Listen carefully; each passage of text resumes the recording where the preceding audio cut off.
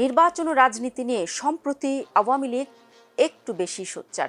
শুক্রবার সন্ধ্যায় ভারতের দিল্লিতে একটি আলোচনার আয়োজন করা হয়। আলোচনার মূল বিষয় বাংলাদেশের গণতন্ত্রকে রক্ষা করা।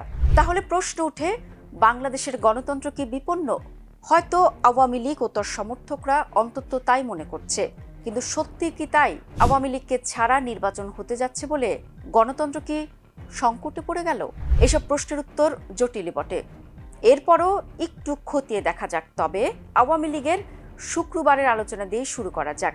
সরাসরি আলোচনায় প্রথমবার শেখ হাসিনা ভার্চুয়ালি যুক্ত হয়ে অডিও ভাষণ দেন। সেখানে তিনি 5টি বিষয় ফোকাস করেন। সংক্ষেপে সেগুলো হলো: 1, ইউনূস সরকারকে হটিয়ে গণতন্ত্র পুনঃপ্রতিষ্ঠা এবং অবাধ ও সুষ্ঠু নির্বাচনের পরিবেশ তৈরি।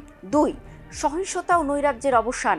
3, ধর্মীয় জাতিগত সংখ্যালঘু, নারী ও সবচেয়ে ঝুঁকিপূর্ণ জনগোষ্ঠীর নিরাপত্তা নিশ্চিত করা। 4, আইনি প্রক্রিয়া ব্যবহার করে রাজনৈতিক উদ্দেশ্যে সাংবাদিক, আওয়ামী লীগ নেতাকর্মী ও বিরোধীদের হয়রানি ও গ্রেফতারের অবসান। 5, গত 1 বছরের ঘটনাবলী নিয়ে জাতিসংঘের অধীনে নিরপেক্ষ তদন্ত।